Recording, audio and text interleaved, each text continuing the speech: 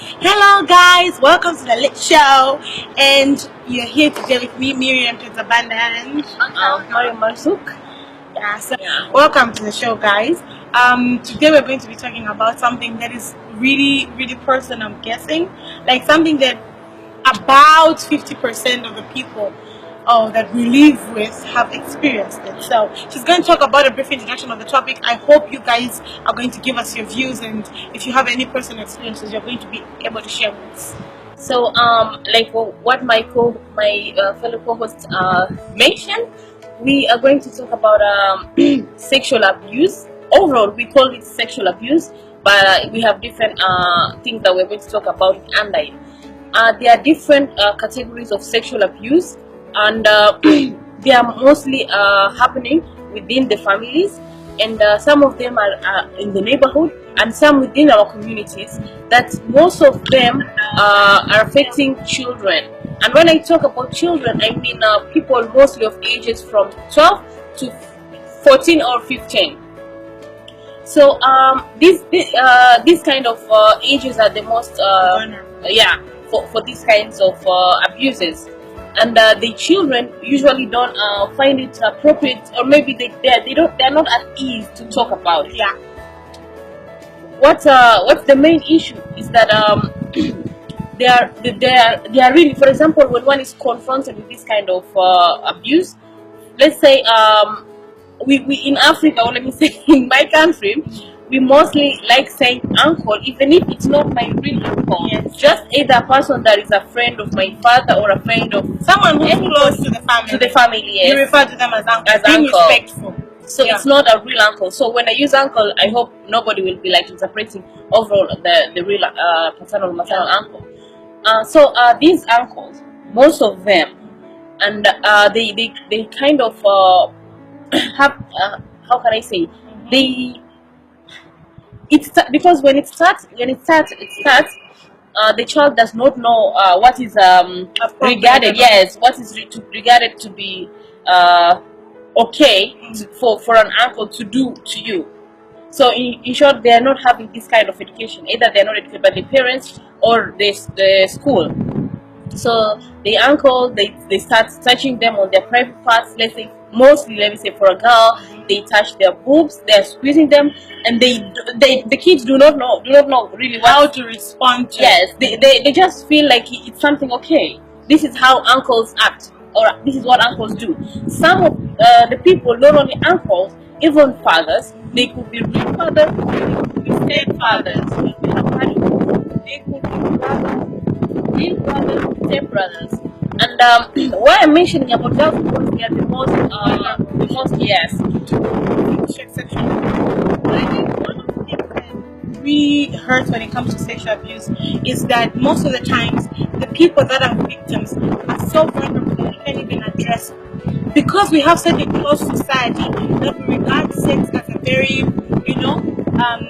conservative topic, or a topic that you shouldn't if a taboo to discuss about it. It's so hard for children that are being sexually abused to talk about it, because there's no openness between the caretaker, the parent, or the caretaker of the kid to actually address the situation, saying, oh my goodness, this person is doing this to me. And how do they know it's sexual abuse when they don't even know what is sexual abuse? Yes, that's why they don't know it. And so there was this part I was reading. By the father, and the father was let me say, mostly it happens, they say that they are addicts, drug addicts, or they are alcoholics, or the other kind of addictions that they're using. But they were saying that the father was a drunkard. And the father used to take the girl, because they used to be having like a music band, but for the family. So they were very famous. They were going out and play there. So when they finish their concert, yes, the father will drive with the girl, and then she will do lots of these kind of things with their daughter, and the daughter does not know, because she says, like, psychologically she feels something is wrong, but she doesn't know what exactly is wrong. And because I think part of the problem with our society, as I've already said, there's no openness to having such a conversation. And I think it's a duty of parents. The reason we're having this conversation is parents. First of all, let's talk about parents. What is your role in your kid's life when it comes to topics about sex or sexual violence or sexual abuse or sexual pressure? Like having, maybe someone has not physically abused you but is pushing you to actually have sex. So I think first of all, parents need to have a conversation with their children. For like, let me make it clear. Most of the time, people it happens in terms of sex. That's what they say.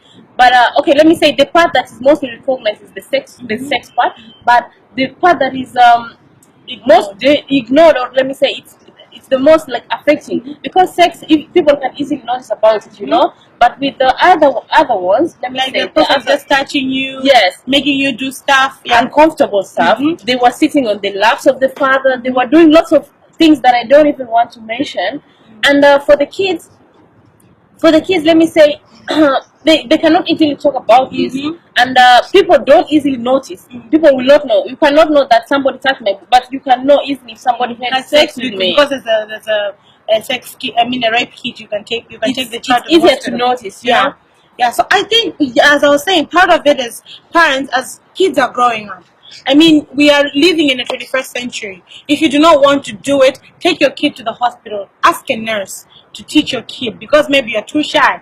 Take the child to the hospital, go to the caretaker and say, can you please teach my daughter or my son how to handle her body and her sex organs, and which parts of her body are limits that you should know that another person cannot touch you in this part because they're not supposed to be touching those parts. But apart from the very end, I'm talking from parents, like you said, in the hospitals, but also schools. Yeah. Let me say in the other side of the world, they are there. Yes, they are access taught. Education. Yeah. Some parents are not comfortable with it, but I think it's very important, because kids can easily notice when it happens to them, and they can take actions. And for our part, I haven't seen much. They could have, they could be introduced in schools, or they could be like, you know, the way tuitions are offered back home. So somebody could volunteer, either among the teachers in school, or just one of the parents within the community could volunteer and bring the kids for the community or for their friends and neighborhood and family. They could bring them together and teach them what is necessary for them to know at that age. Because there's some information that of course you can't tell at a certain age. You can't tell a 7-year-old, but then you can tell a 13-year-old something you can't tell a 7-year-old. So anyway, the point is there needs to be an open conversation. There needs to be a dialogue, and parents, teachers, anyone that is a caretaker for the child needs to make it clear of when to report such an occurrence, when to speak about such an occurrence, when to say no about such an occurrence, and also be careful the people in your community that are abused, drug addicts, alcoholics. Not that we are saying they are bad people. Some of them can just be abusing the drugs, but you may never know, because they're not in their right mind. But some of them, and also some of them are in their right mind. They are called grandparents or uncles that are living around the house. Even aunties abusing boys, because of course it's common in girls, but there are women that are boys that are abused and made to do stuff. So let's have an open conversation, especially for our parents, especially for us as well as youth. Let's push our elders in the community to open up this dialogue. But for now, I'm not sure like parents or the people at a certain age will accept with the information we're giving. They will accept that, okay, we need to teach, but they won't follow it up. But the young parents that are raising kids now, they can bring up their kids and in this kind of environment and teach them when they're still young, because when the kid is open to the parent, then when anything happens, whether it's within the limits or outside of the limits of whatever she was told, then it can really help. It can really help the kid to come and tell the parent, "Oh, this happened with Uncle so and so." So the parents can take actions. But then, Miriam, let me ask you: there's this problem. You know, you can teach your child, and then after that, the child has an experience, and they come and tell you, or you didn't teach your child, but they have an experience and they open up to you without you asking them. They open up to you and say, somebody did this and this to me, or told me to do this and that. how would you like? For some parents, they don't believe their kids. They say no, you are lying. But especially if it's, you should be careful, especially if it's for the father or stepfather. It's not easy for the mom, or let me say the female parents, to accept this matter. So they end up saying the child is not right, Is because they don't know how to confront their husband and say, did you do this to the kid? I think part of this how would you like address attacking the victim in any case, I always say, if a woman or if any person comes out and says someone did this to me, believe them when they say it. Because for the person to get the courage, even to just think of destroying someone else's life, okay, they might be but if the person, especially a kid, comes to you and says anything for the first time, you should have the courage to say, you know what, my kid has never brought this up. He has never tried to destroy anyone's intentionally, like, reputation. There must be something to it. Even if you do not trust that is true, there must be something to it, because no one just wakes up and says, okay, you know somebody came and someone did these things to me. Like, yeah, what's there for the child to gain? Like, no, what do you gain after? Let's say for a child, let me say 7-year-old, but for a child that is at puberty stage, they sometimes they say, the child is not wearing, it's not putting on decent clothes, blah blah blah blah blah blah. Okay, let me address this. I think this is one of the rotten things we have in our society, where we expect other people to behave for us.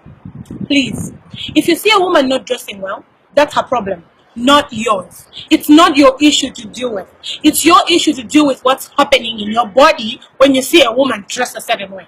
It's not the woman's issue. You want to talk about women dressing properly? That's another topic we can discuss on any other day. That does not call for anyone to abuse and dress. Because, you know, like in my country, some men would undress women, like tear up their clothes, just because they're not dressing appropriately. What do you mean appropriate? Who put the standards for appropriation in dressing? Like, there's no such thing as I'm abusing you because of the way you're dressed. It's stupid, and it's not fair, and it's wickedness, and these people need to be arrested. There need to be tougher action from governments for these actions of raping children.